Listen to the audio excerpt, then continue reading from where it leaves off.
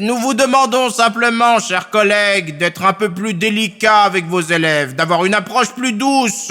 Mes méthodes d'enseignement sont strictes et exigent de la part de mes étudiants un niveau sérieux de discipline. Et en plus de ça, ils ont fait Mais leur vos preuve. étudiants ont peur de vous. Certains n'osent même plus venir en classe. Je ne vois pas pour quelle raison c'est absurde. Lors du dernier cours de potion, vous auriez plongé la main d'un élève dans de l'eau bouillante. Est-ce que c'est vrai? Non. J'ai enchanté de l'eau avec un sort d'illusion de manière à ce qu'elle donne l'impression de bouillir. Lorsque Monsieur Félino a manqué de relever la supercherie, je lui ai effectivement fait sentir qu'il ne s'agissait que d'eau à température ambiante, et maintenant il sait qu'il faut toujours vérifier son thermomètre. Une petite frayeur, c'est vrai, certes, pour la bonne cause.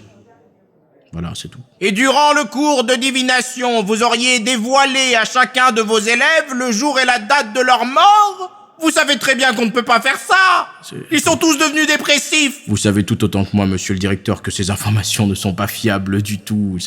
Mais les élèves ne le savent pas encore, et quand bien même, l'angoisse que vous leur avez donnée, elle est réelle. C'est pour les motiver. Lorsqu'on sait que les choses ont une fin, on en profite un peu mieux.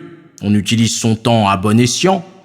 Une petite angoisse, certes, mais pour la bonne cause.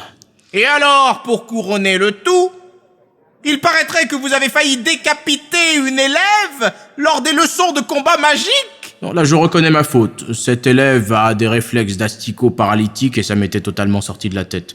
Cependant, je pense qu'il faut continuer à apprendre en faisant, dans des conditions les plus proches de la réalité. Oui, mais enfin, professeur! Une oreille coupée, certes, mais pour la bonne cause. Professeur!